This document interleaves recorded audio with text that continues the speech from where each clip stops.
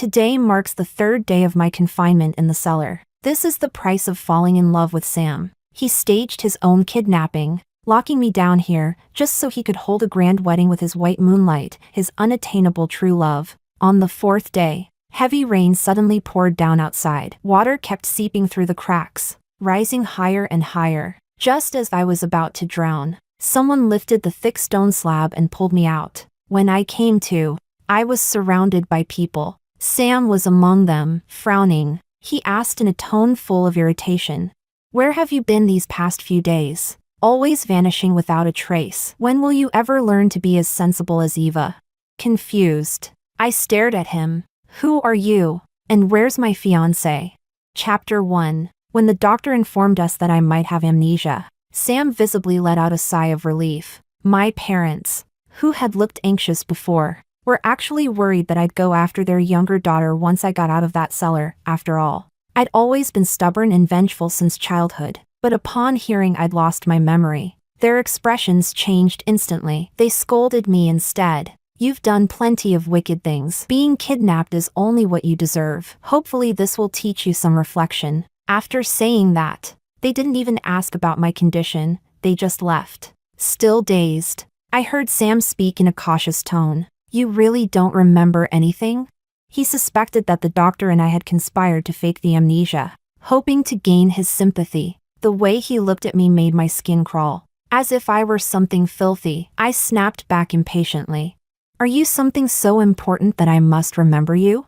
He took that as me playing hard to get and sneered coldly. "Forget it. Then, from start to finish, it was all your one-sided obsession." With that, he turned and left. Over the next week, most of my memories gradually returned, except for anything related to Sam, as if every trace of him had been erased from my mind. When my best friend heard I was hospitalized, she flew back from abroad immediately, but when I told her that I truly didn't remember who Sam was, her eyes screamed, "Do you really expect me to believe that bullshit?" Even my best friend assumed I was pretending, playing the hard-to-get card again. Was I really that pathetic before? Clinging desperately to a man who only looked at me with disgust? Maybe I've been possessed by some transmigrated heroine from another world, seeing me lost in thought. My friend sighed. "If you're using this trick just to get his attention, don't bother. Sam's heart is harder than stone. He won't show you even a shred of pity just because you've lost your memory." When did I become this pitiful? Risking my life, pretending to have amnesia, just to get a man who never cared about me to show a little concern. Meeting her exasperated gaze, I cautiously asked, "Was I really that brainless before?" She wasn't sure if I was faking or truly forgetful, but she answered honestly, "After you met Sam, you completely lost it. You tore your heart out and handed it to him bare. Even if he stomped on it or stabbed it, you still accepted it with gratitude. Because of him, we almost ended our 20-year friendship."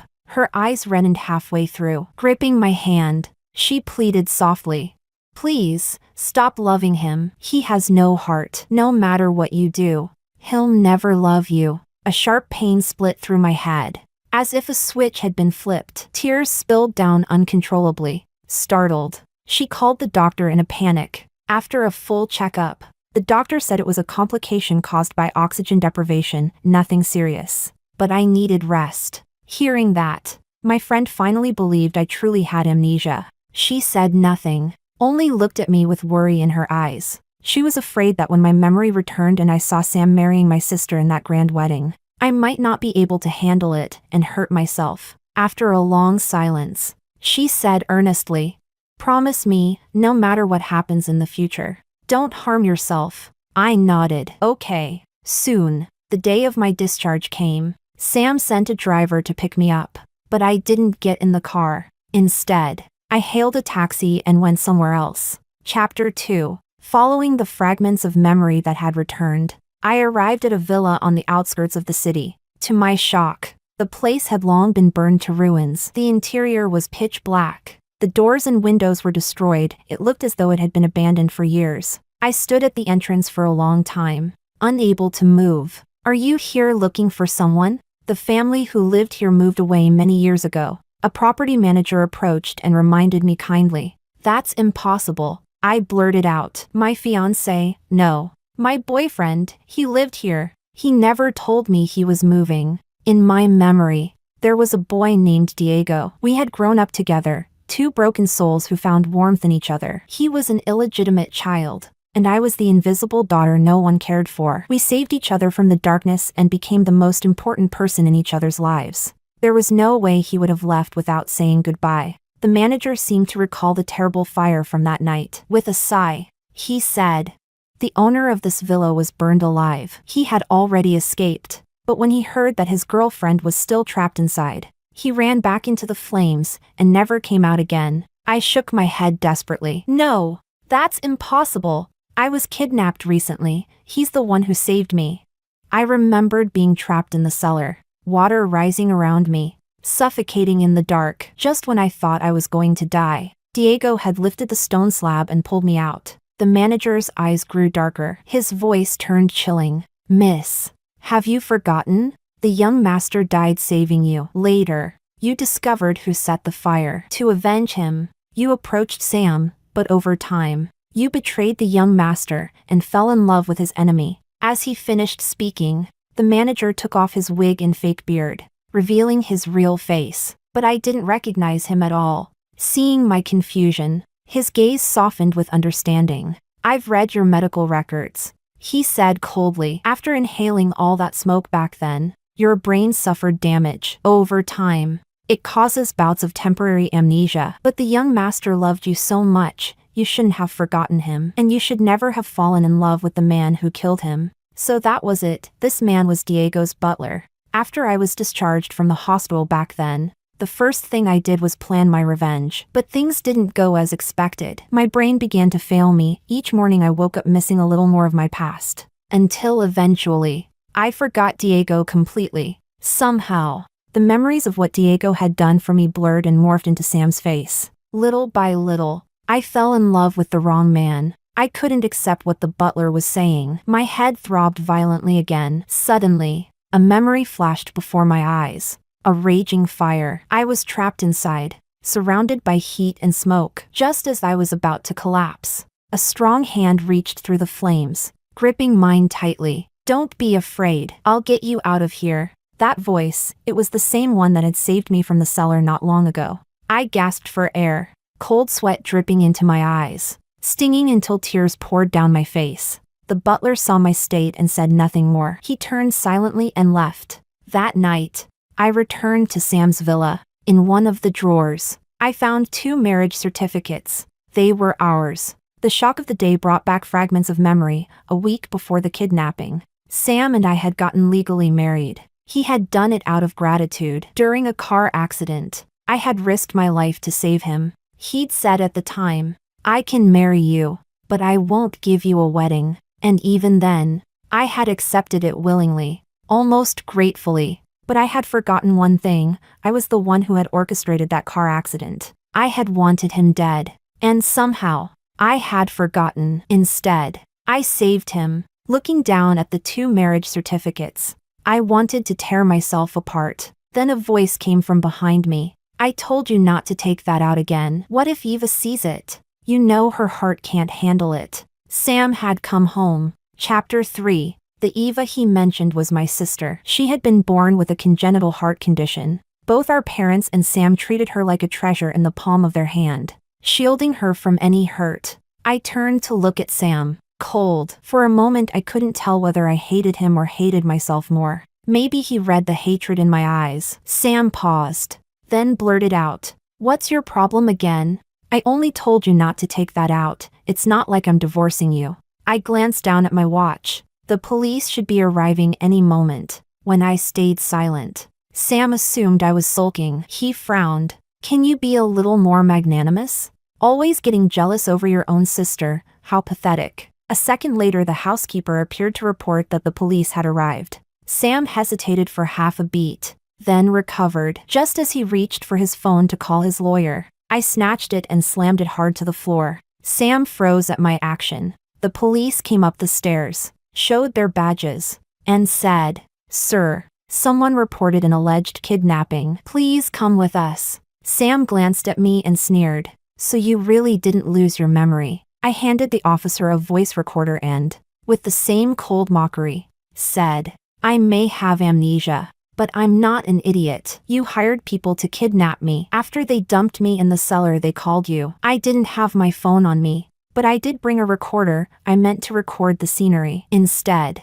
it captured evidence of your crime. Sam was taken away by the police, but it didn't threaten him much. With his powerful legal team, my little piece of evidence was quickly dismantled, and, of course, they found a scapegoat. In less than a day, Sam was released. I had bribed several paparazzi. On the day he was freed, Eva personally went out to pick him up, and the paparazzi swarmed her. MS. Eva, is it true you stole your sister's husband? Did you and Sam hold a lavish wedding on an island? Did you register it? Sam kidnapped his wife and tried to kill her to make room for you. Are you moved by that? MS. Eva, seducing your brother-in-law, true love, or just for the thrill?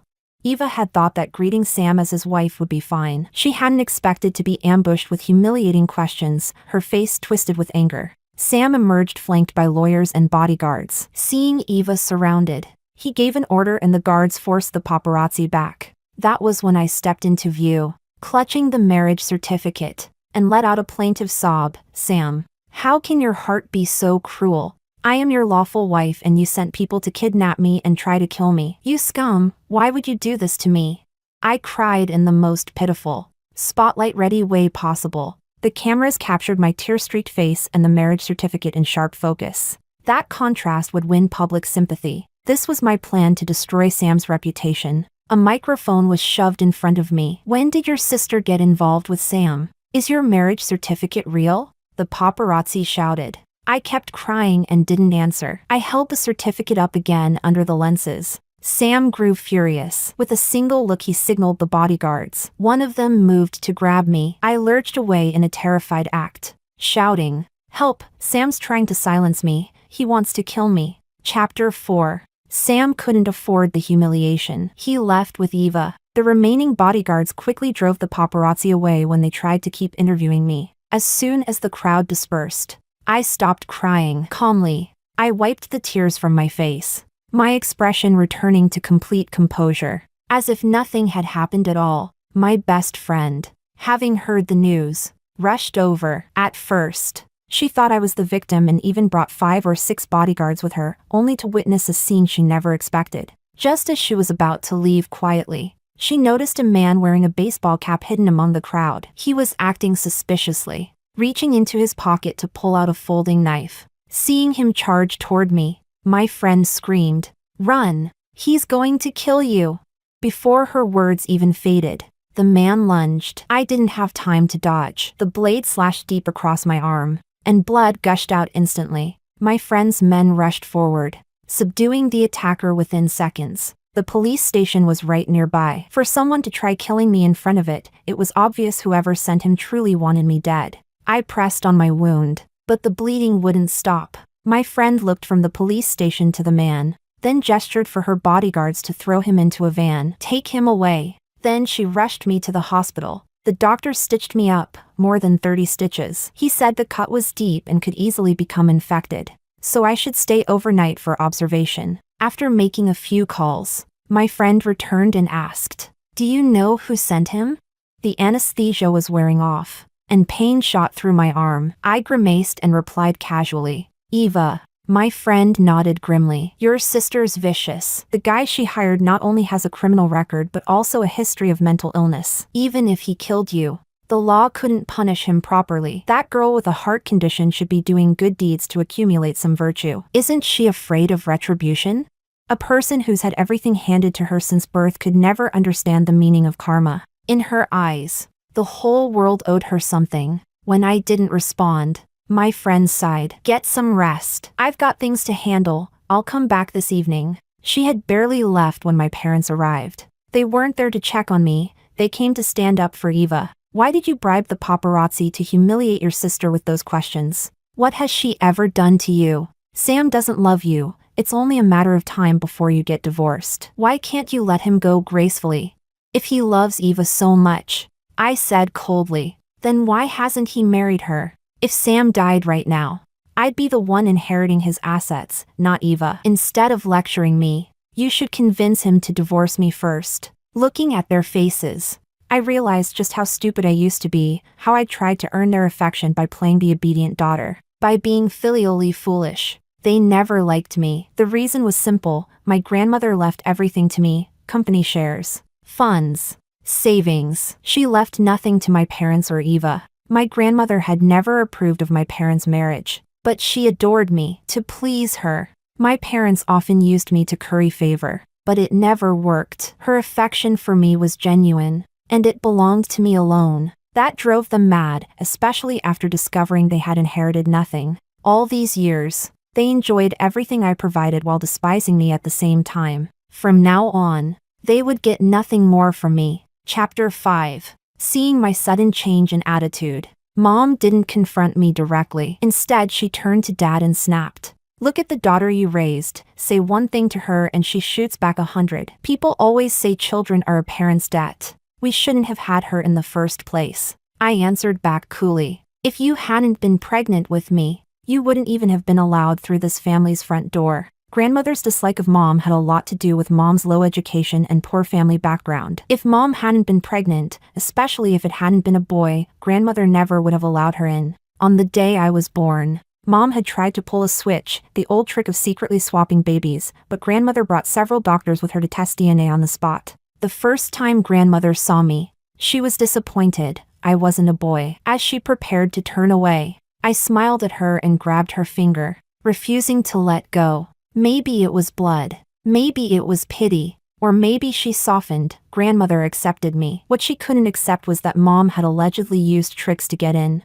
Mom was furious when I said that. She screamed at me, "Now that you're bold, you look down on me, don't you? If you keep looking down on me, I'm still your mother. If you're so capable, go die and give your life back to me." I looked her straight in the eye and said, word by word, "I already gave my life to you long ago." On the second day I was locked in that cellar, half conscious. I heard voices outside. They assumed I was unconscious and that I couldn't hear them. They debated whether to pump poison into the cellar to kill me, or to leave me to die slowly. They were my parents. Sam had kidnapped me and put me in the cellar. He hadn't intended to kill me, only to keep me there for a few days. But Eva found out and deliberately told our parents. The three of them had wanted my fortune for a long time. Now they saw their chance. They ran a tailpipe into the cellar. If they hadn't been afraid of being found out and had stayed longer, I would have been dead. They tried to kill me. It's a pity I didn't record that conversation,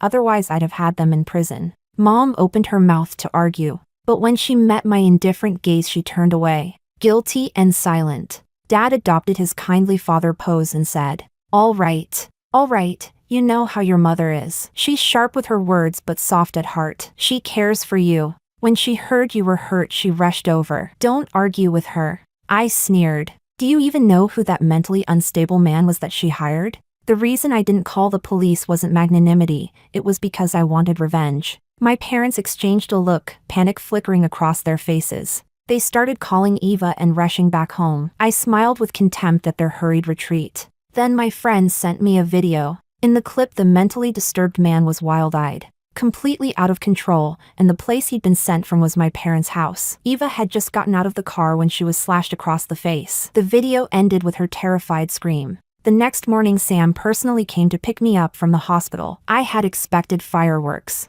but we were both eerily calm, still as a stagnant pond. Back at his villa he asked slowly, "Was that unstable man sent by you?" I played dumb. "What are you talking about? I don't understand." He lost his temper. "Why would you hurt Eva? I kidnapped you and never meant to hurt you. I only wanted to make Eva's dream of being a bride come true. The doctor says Eva's heart can't hold up much longer. You're her biological sister. Why can't you be magnanimous?"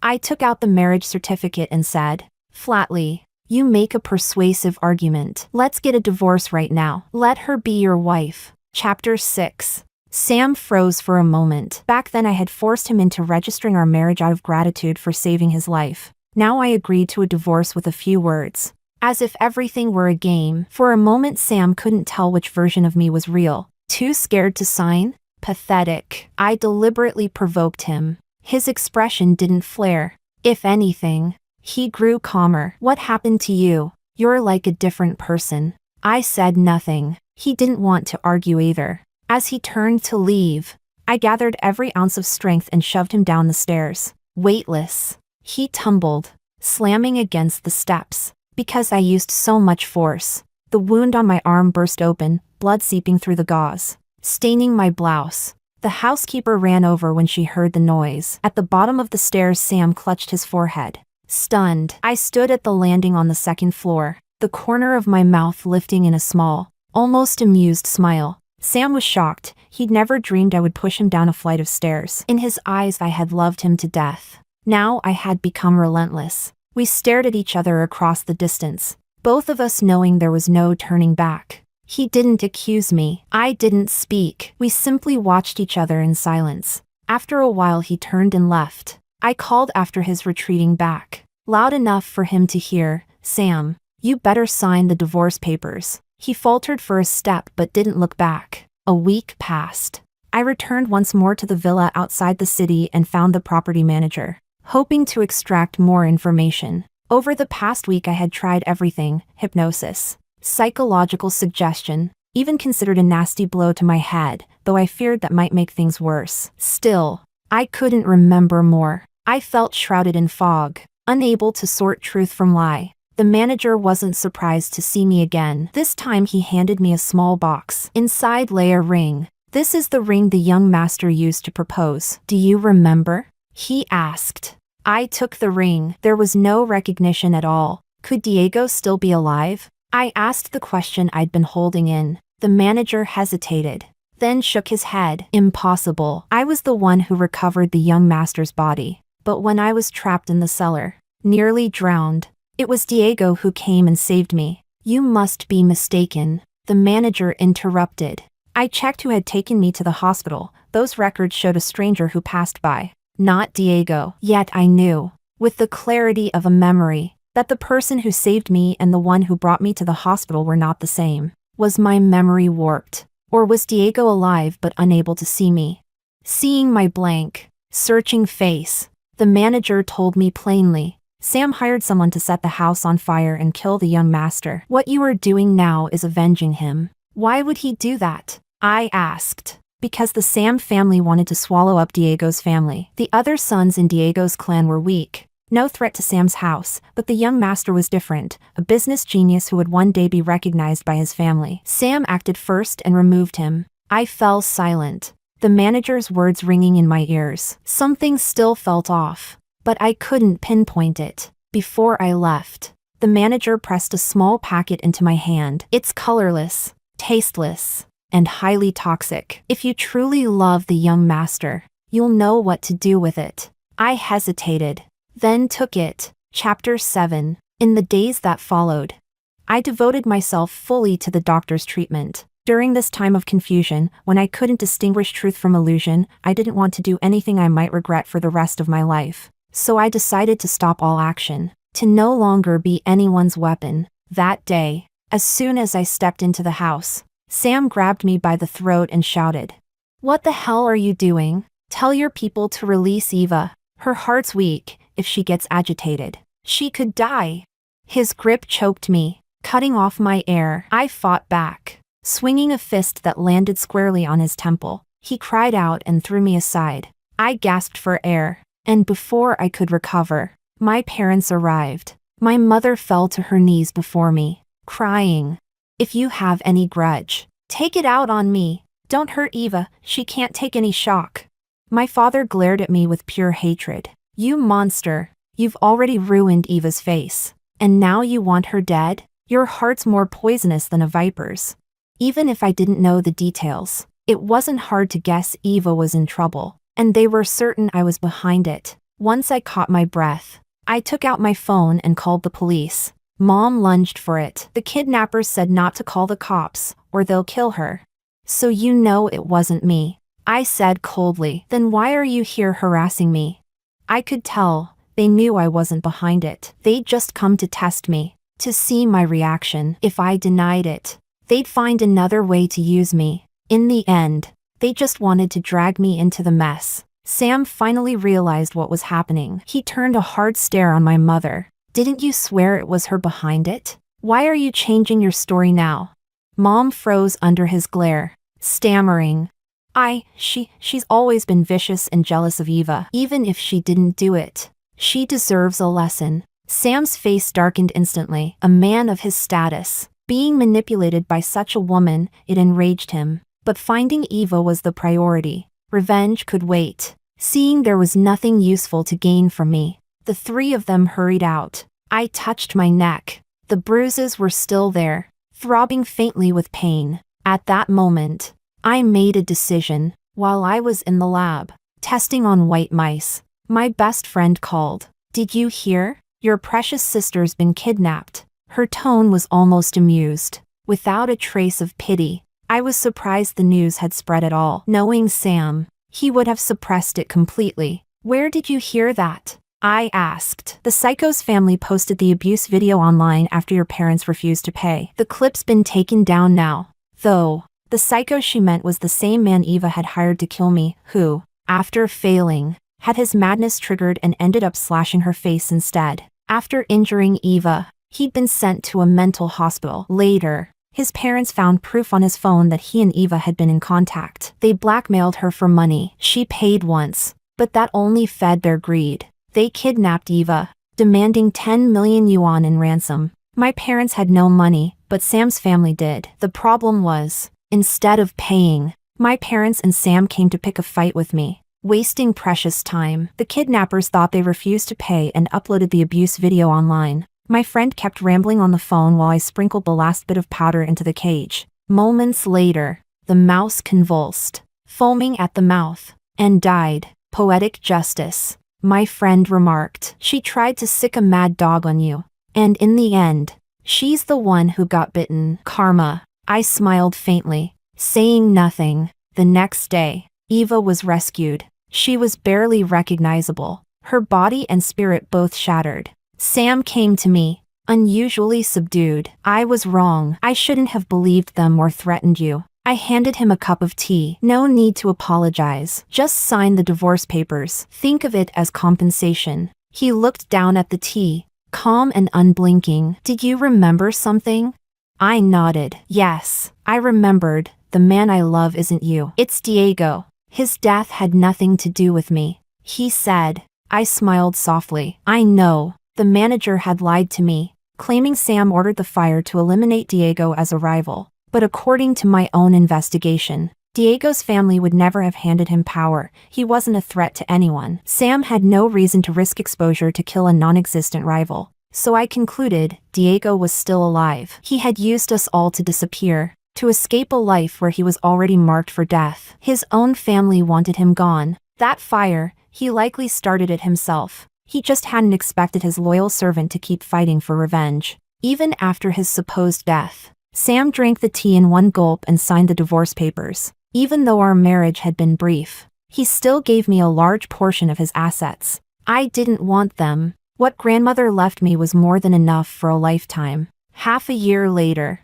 in a small town far from the city, I found Diego alive, married, and with a child. So he hadn't died after all. He was the one who had pulled me out of the cellar that night. When I saw him, 1,000 emotions twisted inside me: shock, disbelief, something that felt like relief, and something darker beneath it. It was as if he had been expecting me. His first words were an apology. "I'm sorry," he said softly. "Did I ruin your life again?"